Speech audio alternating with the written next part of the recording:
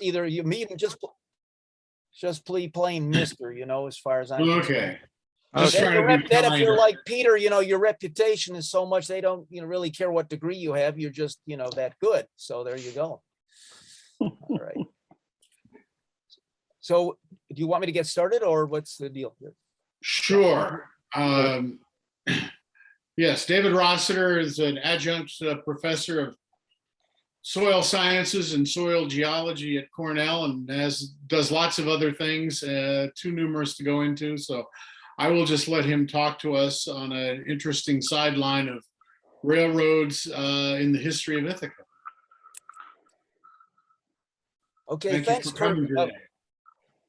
Yeah, now I was very, very busy these last several weeks in the Netherlands, and Kirk asked me, and I said I'm glad to do it, but I won't be able to really prepare a presentation in terms of slides. So I didn't do that, but I did prepare the talk. So I'm going to talk through this, and please go ahead and interrupt me if you want to, or we can wait later for the questions. And I was very happy to think about this, because the topic that was given to me was the railroads and the economic growth of Ithaca. My involvement at this starts very young. For some reason, in my family, we had the Hardy Campbell Lee book on the history of railroads in Tompkins County that was from the late 40s, from what used to be called the DeWitt Historical Society.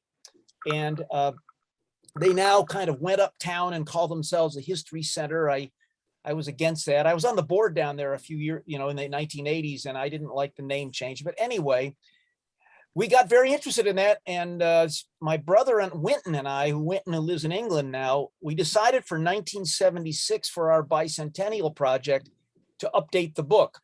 And so my brother did most of the writing, and Ferris Cronkite, who was a professor of English at Ithaca College, was our editor. The book has then been updated by the recently late John Marcham, whose son, David, is a tremendous photographer with a lot of history of the railroads of Ithaca from especially the late 40s, when he was a teenager until he went to Cornell, so into the early 50s. So John Marcham did that version, and you can find it on eCommons. So that was my involvement in getting started on this.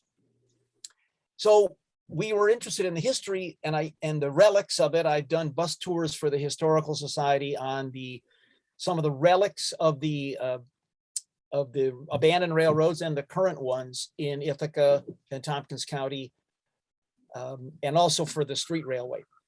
But I hadn't really thought of it in terms of the economic growth, so I thought it was a good topic. The main thing to start with here is Ithaca's, what I call the boundary conditions. Ithaca has a very poor setting for railroad transportation. As you know, and I'm talking, of course, about the valley part of Ithaca, where most of your industry would be, in a deep valley with very oversteepened hills due to the glaciation. We all know about that. Very nice, easy transportation north on Cayuga Lake. So that was fine. That was a good feature of early Ithaca.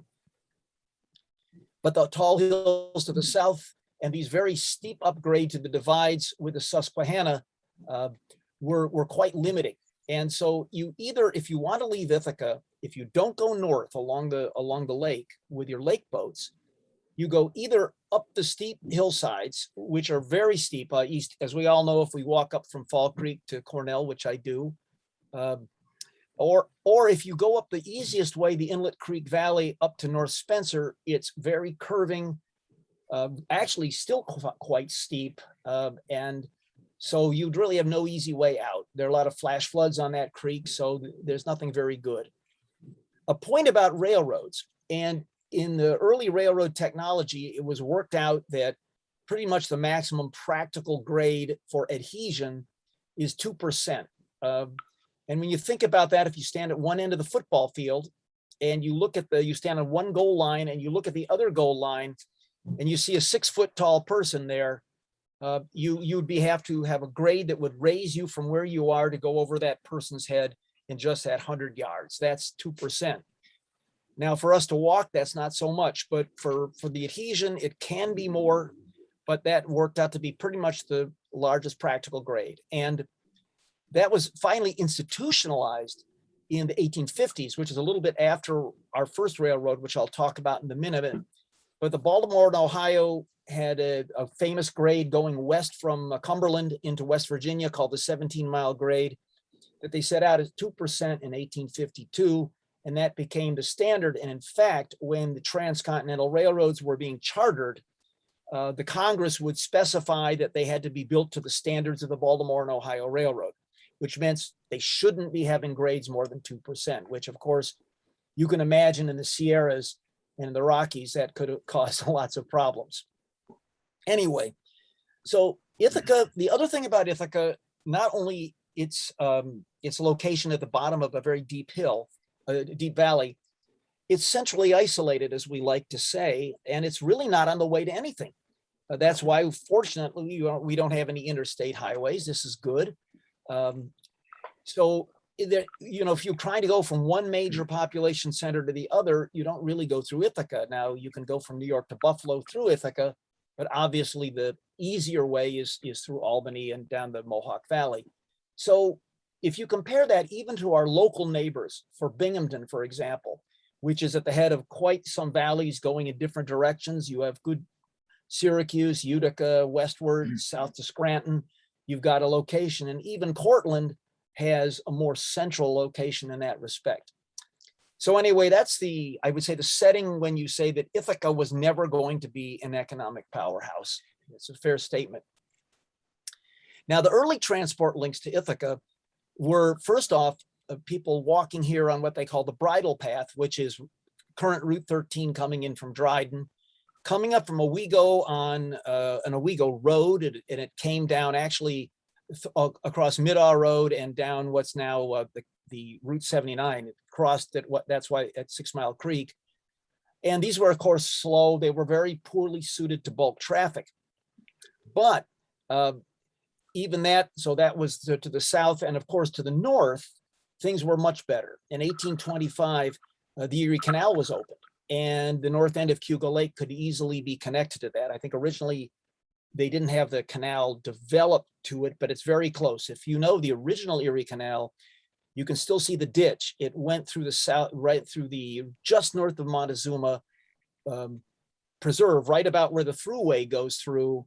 That was the original Erie Canal. So it would quite close to the north end of Cuba Lake. So the north was no problem. Ithaca was also not a farming center. There's no farming in Ithaca as such. These would be the outlying towns, which were quite prosperous in those days. Towns like Dryden, for example, or Groton, Trumansburg, they would be for the local farming community. But Ithaca itself was not, again, because of the geography. However, there was easy access to gypsum and lime beds and salt. So to the north of us, the salt from the Syracuse area and the gypsum and lime beds, which are outcropping more or less in the Union Springs, Aurora area. So these were actually quite suitable for lake boat traffic. So that was fine to get these to Ithaca. But then the question is, how do we get that to the south? And the other issue is we have coal to the south in Pennsylvania. How do we get that to the north? So Ithaca is between these two, but these two bulk traffics are faced with our geographic problem, this steep terrain. So what did they start to do? So Ithaca being very civic minded, already in 1827, there were plans for a connecting canal. So Ithaca was connected to the Erie Canal, and the idea was, would you then connect it maybe to Athens by going up the Inlet Valley? But it was rejected by the state in favor of the Chemung Canal, which we know from the Chemung Canal Trust Company, which is from that, and it was chartered in 1830 and finished in 1833. So now, although that was quite a difficult job, it was better. What Watkins Glen at those days was called Jefferson. It didn't have its name, but from Horseheads to Jefferson, the canal was in place. So now you had an all water route through Seneca Lake down to the south. So Ithaca was left out of that. So what was Ithaca going to do? They said, well, they couldn't do a canal, and you have to think in the late 1820s, railroads were hardly known. Peter may know when the Stockton in Darlington was in England, but it wasn't too many years before this. So in 1828, already the Ithaca and Owego Railroad was chartered and surveyed. And the interesting thing here, this was really unproven technology at the time. It was then, the choice was either to go to the top of South Hill by a very steep inclined plane, which, by the way, canals had used. One of the Morris Canal that goes from the Delaware River to the New York Harbor across New Jersey had several of these, quite a few of these inclined planes where they would go over different divides. So this was a well-known technology. So you could go to the top of South Hill and then a very easy grade to Owego. So Ithaca's at about 115 meters above sea level. The top of the hill is at about, which the powerhouse ended up being behind the northwest edge of Ithaca College. It's been obliterated recently for the new stadium.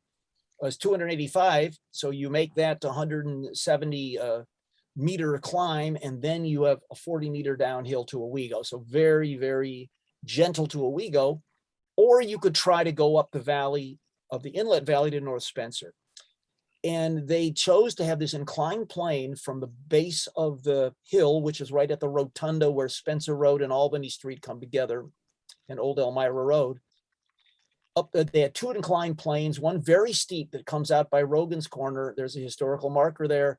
And then much more gradual that you can see from parking lot S of S extension of Ithaca College. It's in the cut there by the power line. It's still there. You can see where the cut for the plane was. And then by horse traction to Owego. Remember, they didn't have steam locomotives at this time. They were just being, the steam, of course, was well developed for use in mines, but it hadn't been really applied, a small enough engine to apply to a railroad. So in 1834, Ithaca had a railroad, a very primitive technology. And in the next 10 years or so, it was improving by trial and error. For example, originally they had strap iron. They didn't have an iron rail. You'd have a wooden stringer, and on top just a piece of strap iron. The carriages were light. They were essentially what you would have on the road at the time. And you had horses. And in fact, if you met a train coming the other way, the passengers would all help take the train off the tracks to let the other one go by. Now, that only was a few years because things got better quite quickly, but that gives you an idea that they were essentially replacing stagecoaches. It still was a big improvement, though. And David, a very primitive steam locomotive. Can you explain inclined plane versus 2% that you're talking about? Well, it's got, no, thank you, Peter. No, the 2% is for what we call adhesion technology. And adhesion is where you have steel wheel on steel rail. But that, I think actually the highest grade in the United States is about 5.5% near Marion, Indiana. And that's, they have a very special, so they can't, but this was much higher. And they used it with cables. So they had rope cables and they had a horse. They had in the powerhouse, a horse is going around and around, and they attach the cars and they go up. They had a very similar system from Ashley, Pennsylvania up to Solomon's Gap, which was used until the 1940s. It turned out to be easier to raise the coal cars from the Lackawanna Valley up to the divide to the railroad, even after railroads had been developed. So that's what an inclined plane is. Inclined, a plane, yeah, it's a plane, but it's inclined. There you go. So they got a primitive steam locomotive for a while, but then things fell apart. It just was not very conducive. Now, one little mini note for me who live in Fall Creek, I live right at Lincoln Street, and on the earliest maps you can see of this railroad, Lincoln Street is called Railroad Avenue, and it shows the railroad curving around and coming to the base of Ithaca Falls, which of course at that time was a very active industrial area. I mean, that's where Ezra Cornell had his tower. He's building his mill, where the pottery house is still there. I have never been able to find out if the railroad actually ever did that, or it was just intended to do that, the early railroad. Certainly it went to the lake, and older maps and will show you that the link to the lake boats, but whether it actually ever curved around past the Lincoln Street diner is a good question, but it shows that it was trying to do that. So what happened was it went bankrupt. They failed. And in 1849 to 1851, they rebuilt this completely to what was then modern standards. And there have been tremendous development during those 15 years. New York Central Railroad to Pennsylvania, Baltimore, and Ohio, a lot of action. So they rebuilt it to modern standards. They called it the Cayuga and Susquehanna. But what they decided to do is the inclined plane was giving lots of problems. They even had a near fatal accident on it. So that's when they developed this switchback system, where that's what you can still see by Home Depot and the Bridge to Nowhere. That was the base of it. And it goes up by Morse chain and did two switchbacks on South Hill, which is part of it, and out the South Hill Recway. And that's the railroad I'm talking about. It joined the original one about halfway between German Cross Roads and Burns Road. And you can still, if you really know what you're looking for, you can see where the original 1832 line was replaced by the 1852 line. So that was a controlled grade. And why didn't they start higher up and go down? It's because the geology is so unstable from the lake-laid clays in the 6 Mile Creek Valley that if you tried to build your line farther down, they would just be slipping all over the place. So, but you remember, this is the 1850s and things aren't going very fast. So they thought, well, having these switchbacks wouldn't be so bad. Interestingly, this was built to the 6-foot gauge, which had been developed then by the Erie Railroad, and then the Lackawanna lines kept that until the 1870s. And from the beginning, this had a link with the, it had interchange with the Erie Railroad in Owego, which had got there by 1851. So the story of the Erie is interesting because northern New York had the Erie Canal from 1825. The southern counties, the southern tier, were very upset that the northern tier was doing so well. And they lobbied with the state to make a railroad across the southern tier because obviously a canal wouldn't work. And that's how the Erie Railroad, which when it was chartered was a tremendous, there was no railroad anywhere near that length, let alone across that kind of terrain.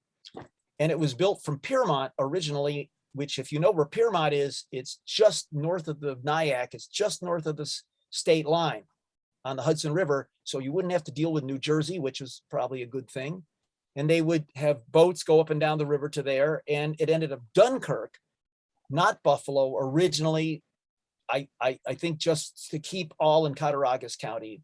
Various compromises were made, but for our story, what's important is that by 1851, we now have Ithaca connected to the national as a good railroad network in Owego. So that was quite successful. At this time, the Lackawanna had been built in Pennsylvania, but only to Great Bend, Pennsylvania. If you ever go down Route 81, when you cross over the river and you have all those fast food restaurants, that's Great Bend. And north of that, later the Lackawanna built their own line to Binghamton. But at this point, the Lackawanna came in, interchanged coal there. The Erie brought it to Owego. And Ithaca had a fair amount of this coal traffic going north and the gypsum and salt and so forth traffic going south, interchanging with the Erie and Owego. And that happened to the Civil War, pretty heavy traffic. So that was very favorable for the economic development of Ithaca. But this didn't really last very long because already this railroad was built from Binghamton through Cortland to Syracuse. That's a Syracuse, Binghamton, and New York. And it went then on to Owego, onto Lake Ontario. So this railroad was controlled by the Lackawanna Railroad from the beginning. You have an all railroad route, shorter, you have no switchback, you have no transfer.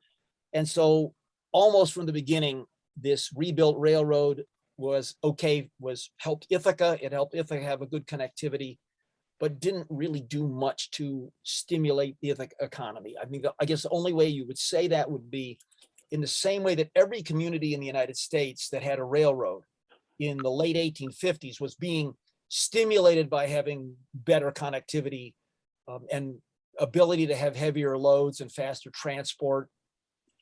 You know, that was good for it. That was good for anywhere that got a railroad, but it didn't make Ithaca anything special. In fact, a place like Binghamton was much better connected. They then very quickly had a railroad to Albany. They go northwest south and west. And so, that made a place like Binghamton very attractive for industry, really growing, but Ithaca was still centrally isolated. I mean, I'm sorry to say this, but so that's what happened. Now, what happened? We had the war. And the war was interesting in the respect for railroads because it caused a tremendous boom, even more in railroad technology. A lot of, like every war, it stimulates the manufacturing. There was a lot of need to rebuild the railroads in the South after the war. And so the railroads were industry, and we were in deep in debt to Peters, England. We were buying all the rails from England because we didn't have enough manufacturing capacity in the United States. Sort of like now with the kind of shortages we're getting, the supply chain problems. They had supply chain problems in the railroad industry because it was expanding so quickly. Anyway, Ithaca, so what happened after the war? Well, Ezra Cornell happened after the war. And Ezra Cornell, as well as founding the university and getting it to come to Ithaca, he and his associates, the big men of Ithaca at the time, wanted to make Ithaca a more central transportation hub.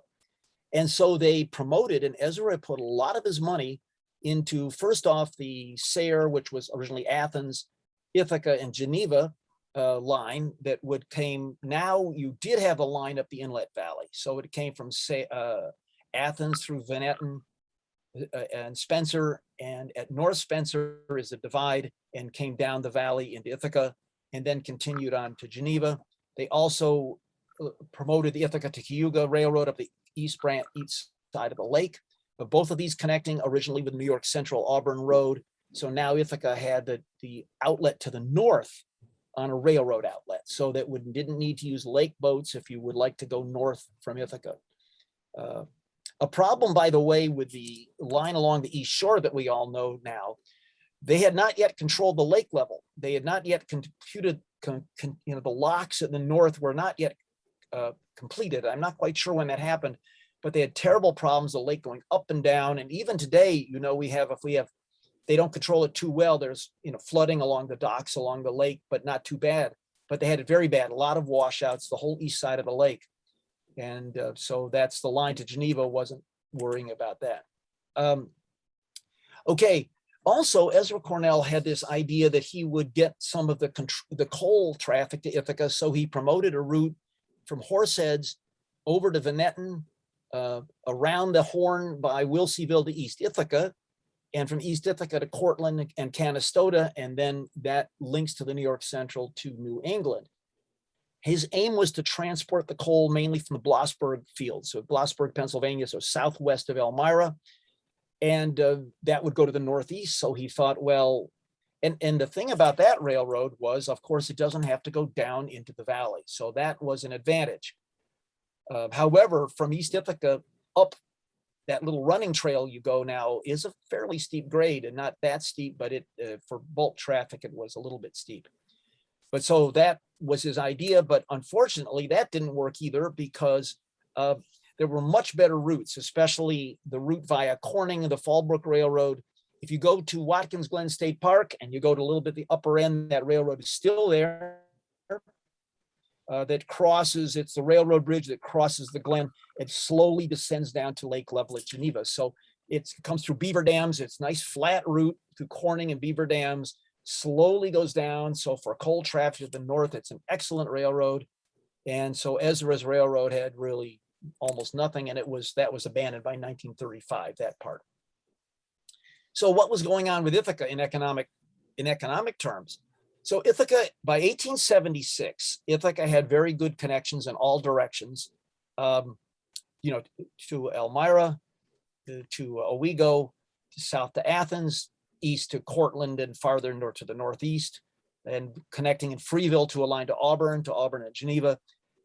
But because of the setting, it still was marginalized. And industry developed at much more favorable locations in New York, and then especially in the Midwest and the West. So I think the only real heavy industry we got in Ithaca was Morse chain. And I wouldn't call that real heavy industry, not like steel mills and that sort of thing. So railroads made it possible for modern communication, modern in in the terms of the day, especially passenger trains. And Cornell University was the main driver of growth. If you want to compare Ithaca to what it would be without Cornell, just go over to Watkins Glen and you'll see exactly what it would look like. And you have to remember that Watkins Glen had the advantage of having the canal even earlier than Ithaca. So it had the earlier, what they called Jefferson. It had the same geographic problem. So that's what Ithaca would look like without Cornell. Of course, a lot of things come with Cornell, and I don't mean, that stimulated other things. Even if you look at Ithaca College, that came because there was an academy in Ithaca, there was a market, and then it grew into Ithaca College. A lot of other light industries came here, like the calendar clock. But Cornell is the main driver of growth and mainly of railroad traffic. So the next thing that happened, though, was with bulk is the Salt Point in Lansing was developed from 1892. That's not really Ithaca. It's the only source of bulk traffic, of railroading traffic in Ithaca now, of course, is the salt mines at the mines up the lake in Ludlowville and Salt Point. But that was from 1892. They developed that mine. And the other thing was in 1955, Milliken Station, the power station that was decommissioned in 2019, was commissioned, and the rails were relayed up the lake there, and that was bulk traffic. So that was, neither of those had much to do with Ithaca, although you could say the Milliken Station provided power to Ithaca, I guess you could say. Now, in 1892, Ithaca got even more marginalized because the Lehigh Valley Railroad, by this point, had controlled all the railroads except the Owego line. The Owego line was part of the Lackawanna system. By this time, the Lackawanna had built their own railroad all the way to Buffalo, and at Owego, a bridge was built across the Susquehanna, so the Ithaca branch would connect directly to the Lackawanna. But the other railroads were all controlled by the Lehigh Valley. But in 1892, they wanted their own line to Buffalo. Previously, the Lehigh Valley, which is mainly a Pennsylvania anthracite railroad, had interchanged in Geneva with the New York Central. That is through Ithaca, up the hill to Trumansburg to Geneva. If they wanted to get to Buffalo, they'd interchange with the New York Central. But they also had trackage rights over the Erie to Buffalo via Waverly. But of course, they'd have to pay the Erie for that. And they decided to make their own line to Buffalo, and they built it all the way from Van Etten through Seneca County. That's through Burdett and down to Geneva. Again, that had a very favorable grade because it's very nice, gentle downhill all the way through Seneca County, similar to what I mentioned on the west side of the lake, same lake. And then an extension all the way to Buffalo. And that was 1892. Ithaca was then bypassed. And from that point on, Ithaca had no through freight traffic at all. It was all local freight, either coming, they had a pickup that would come and pick up the milk and the local products from places like Interlake. And then of course, Ithaca had its own freight coming in and out. So that's pretty much, and all the passenger trains, almost all of them still came through Ithaca for the reason, of course, that Cornell was there. Then we get to the decline phase. And that was, so now at this point, Ithaca, other than the coal traffic into the Milliken Station and the salt out, for Ithaca itself, the railroads have almost nothing to do with its economic development because, the USA, the highways, the motor vehicles, the development of the highway system, pretty much, especially for a smaller place like Ithaca, that a lot of industry, they could just come by truck. They don't really need the bulk of the railroad, except for these very bulky things like the salt and the coal. So already in 1935, East Ithaca to Van Etten was abandoned. In 1950, the line to Aurora was abandoned.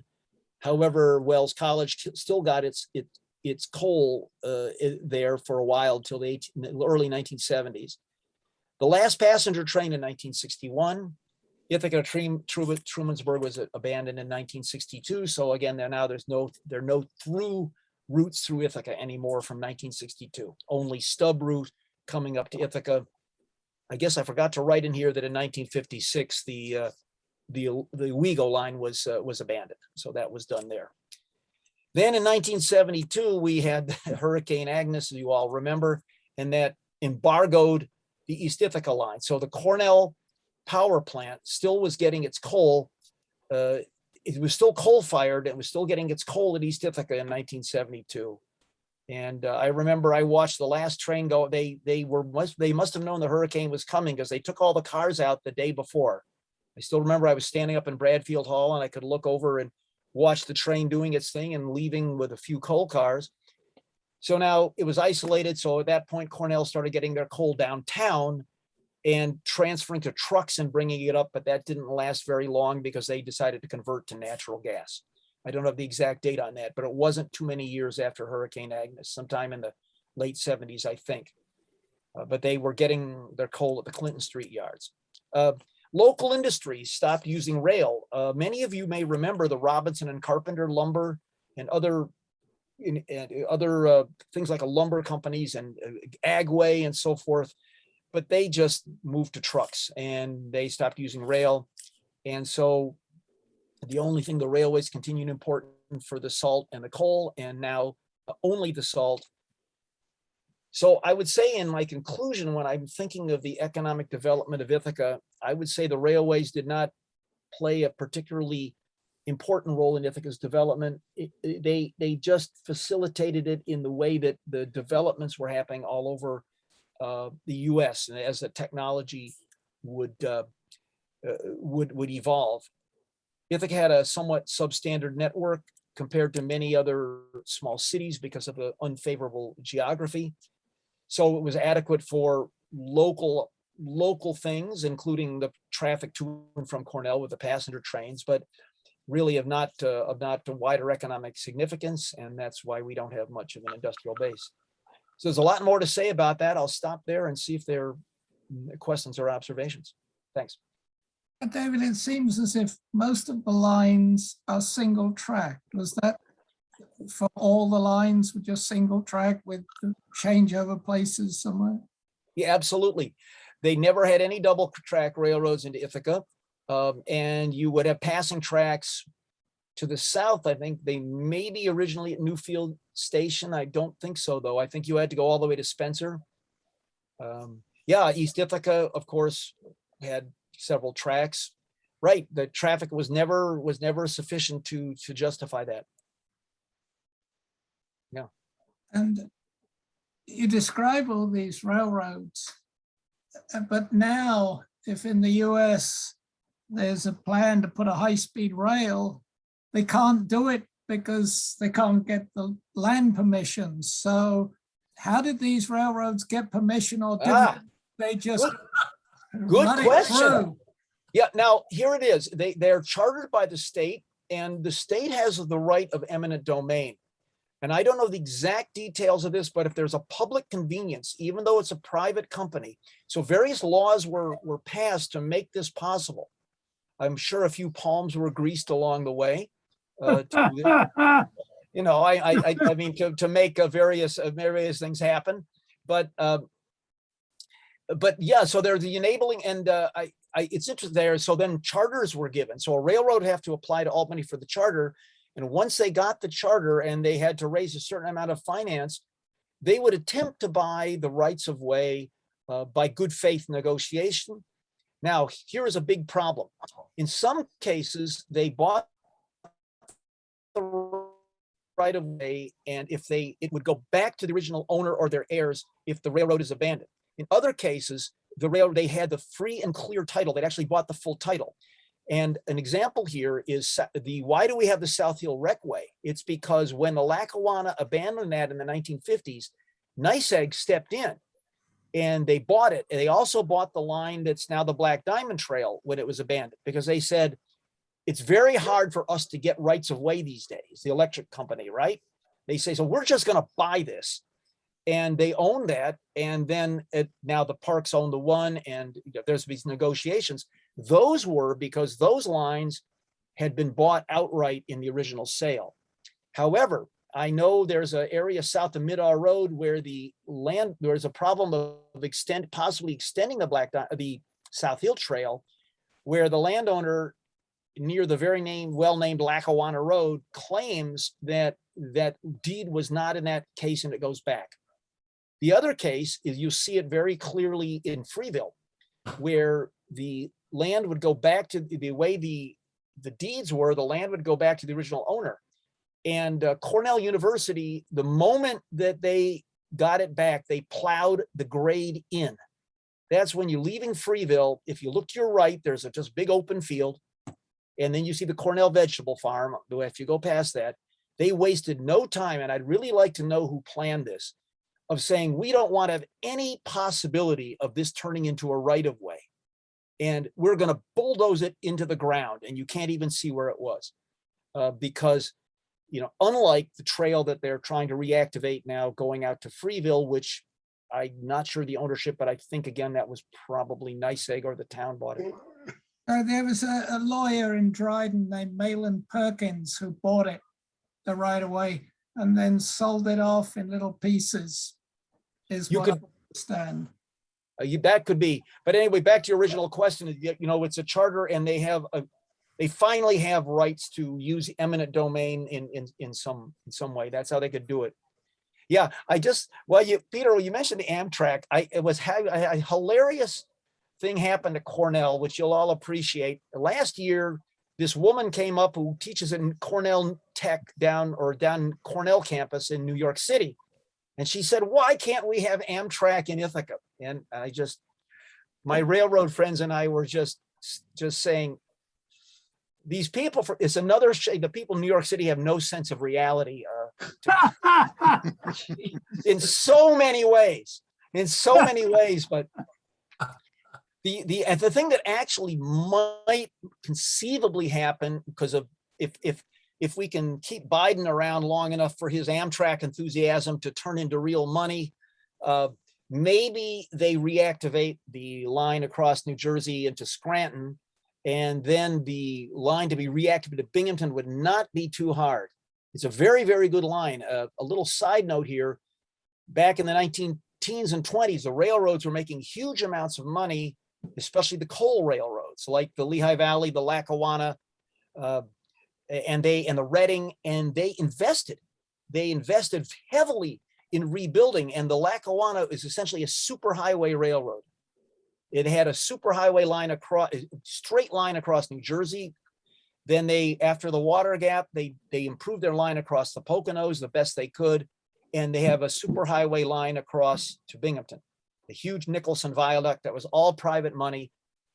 That's before highways really got started. So starting now about late 20s, early 30s, highway technology starts taking over. But so anyway, just a side note, we might be able to drive to Binghamton to a park and ride and have a convenient ride to New York. But I think Ithaca, that would be fairly low priority on the national scale but if we had a senator like those senators in Alaska that made the bridge to nowhere, maybe we could get it. I don't know, Peter.